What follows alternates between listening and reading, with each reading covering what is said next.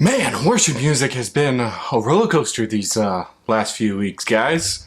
But hey, guys, it's Chris, and welcome back to PXH, also known as PureXHeart. I'm back with another album review, as you guys just clicked onto this title. And since you guys clicked on this title, might as well hit that like button onto this video, and also comment down below what you guys thought about this album. And if you're new here or a returning visitor and you like what we do here at PXH, or if you don't know what we do here at PXH, then might as well hit that subscribe button, because it really helps out this channel, and might as well also hit that notified bell so you guys can be notified for new videos that pop up, hopefully like once a week or something like that. I don't really know. Life is confusing.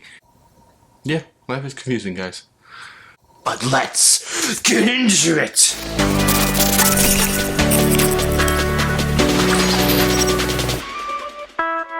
So Lion is the new release from the third biggest or second biggest at this point worship band, Elevation Worship.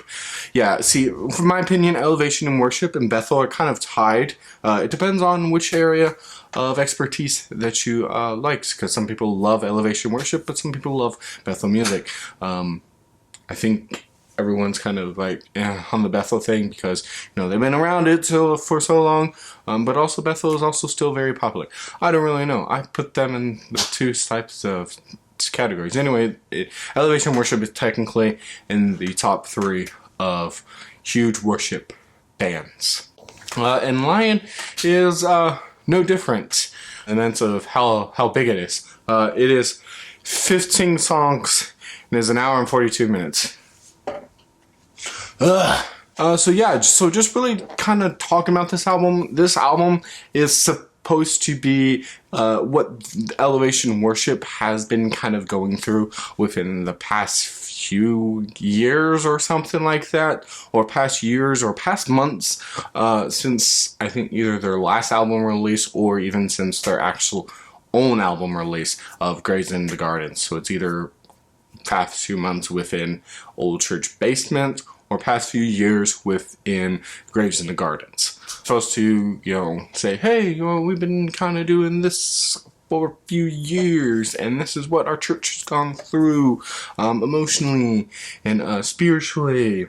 They do that by having weird album styles, or different songs that have album that shouldn't be together. I mean, as in, you have a studio and live on the same album, but it's not situated differently. Like, okay, we all have like a studio and live, okay? Hillsong does it, Bethel sometimes do it, where they do like, or Hillsong United does it quite a bit of times, where they have the studio and then the last track is some live one. Elevation Worship was like, we're not going to do that. We're going to have studio, live, studio, live, studio, live, and mix and match and like that. And it necessarily doesn't really work on this album, just a little bit. It sounds like you go to those old Baptist churches where they have special performances mixed in with their worship music. It kind of sounds like that in my opinion. During this review, you're going to hear a lot about me talking about the album itself, okay? Not really talking about the individual songs, due to the fact that this is an album review. This is not a song review by an album, okay? This is literally the album review. I'm literally, quote-unquote, judging this based on the fact that this is all together and it's all in an album, and we're just doing it like that. That black and white type of situation. There's going to be obviously some gray in there. Talking about some of the songs. And speaking of which, these songs are sometimes really long, and unnecessarily really long. One of the worst songs that is off this album, just because of how long it is, in my opinion. I mean, the song's fine. It's just fine. If you don't count the length, is This Is the Kingdom, which is featuring Pat Barrett. And I really enjoy Pat Barrett. I think he does some really good stuff. Sales is obviously always going to be one of my favorite songs by his. However, This Is the Kingdom doesn't complement his worship style in the sense that it's 15 essentially 15 minutes long, which is way too long. But the reason why it's so bad is because they repeat this type of bridge thing for essentially like 10 minutes, at least for 5 minutes from the actual song. And then they also sing it within the flow or the reprise. They call it the flow on this album, but sometimes it's called the reprise on different albums. But it's fine. But it's called the flow on this album. They essentially say, seek first the kingdom and all will be added. Multiple times. I'm just going to look at the lyrics right here, and they do it. They say, seek first the kingdom and all will be added 35 times. That's too long. That's too many. That's too many. That's just on the actual song. Okay, next. We're going to talk about something next, because I'm not going to... we're not going there. We're not going there. So speaking of long, worship music doesn't need to be 2 hours long, people. Essentially 2 hours. Yes, I said earlier an hour 42 minutes, but it doesn't need to be that long, okay? Like, there's ways to cut some of these songs, okay? There's a lot of filler on some of these tracks. Welcome Resurrection, the only slow Chris Brown song on here. I'm sure technically lying, but I don't really count that. That's more of like mid-tempo. Not slow, but mid-tempo. But Welcome Resurrection is just okay. It's just fine.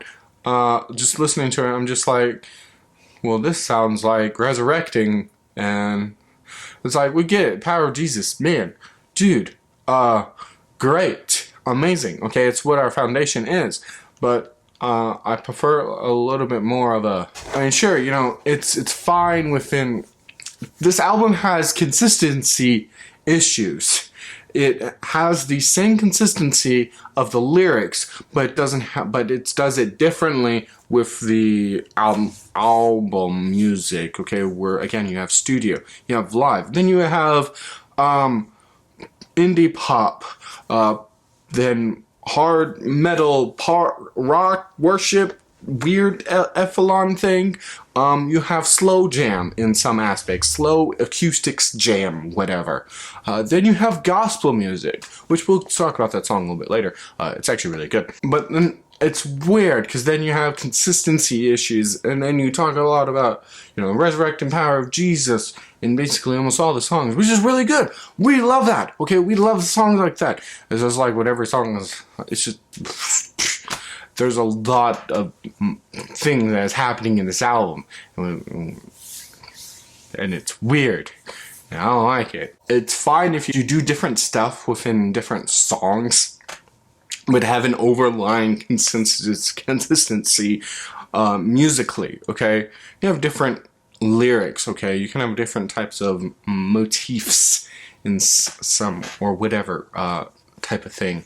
But yeah, that's actually what I'm actually really trying to get. I want like a more motif type of sound throughout this album, like rather than the motif being in the lyrics, just because then it gets kind of boring. You just didn't, okay, well now let's talk about Jesus in a gospel song. Okay, now let's talk about Jesus in a slow jam song. Now let's talk about Jesus in a indie pop song. Now let's talk about Jesus and a heavy metal rock vibe-ish type of thing. Boom, let's go. And it feels like that it's a album that wants to be a lot of multiple things. It doesn't have, again, that consistency within the lyrics, okay? It feels like it's just like a mismatch of a created playlist and then the person put it on shuffle. That's what it kind of sounds like. It doesn't really work, which is what I'm saying. I can see what they're going for, and in some aspects I do enjoy it. In some aspects I do think that it's a nice different change of pace, but it doesn't feel like an album, okay? It's weird. It doesn't know what its identity is. It's an album that's just fine. It's good. Like, there's gonna be a lot of songs that people will enjoy, but as an album, it's just fine. But now we're going to talk about some of the good, finally. Best song on here is No One featuring Chandler Moore. I really enjoy it. It's a really, really good song. It's a gospel song. It's one of the weird songs that doesn't really sound like it should be part of this album, but I just love the vibe that it's going for, and it's nice. Speaking of vibes and songs that is out of place, is that anytime that Valley Boys are on this album, it's a highlight. I really enjoy it. The first song, Bye Bye Babylon. Nice way to start off the album. It feels really good. It was weird whenever I was listening to it for the first time, but the more I'm starting to listen to it, the more I start to like it. It's a really, really good song that I definitely recommend you guys check it out. And Why is also pretty good, but again, it feels out of place. It's pretty good. I really enjoy it. Yeah, so with review and for the end discussion, you guys should just add a few songs to your playlist / worship set list. There's a few good songs that is off of here that I really talk about. The second song right after Bye Bye Babylon, which is called What I See. It's a really good song. It's a nice little kick up the pace type of song. I really enjoy it. Water is Wild is also fine. It's pretty good.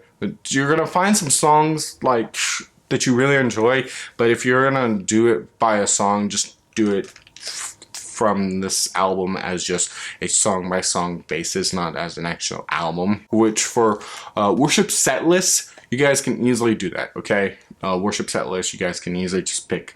Okay, this song, this message we want to. It's fine. It's fine for a worship set list. It's not really fine for an actual album.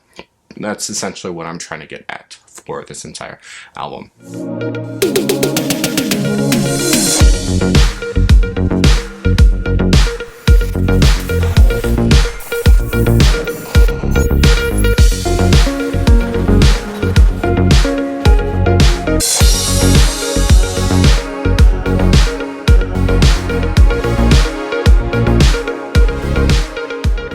If you guys would leave a like onto this video and also comment down below what you guys thought about this album and also what you guys want me to review.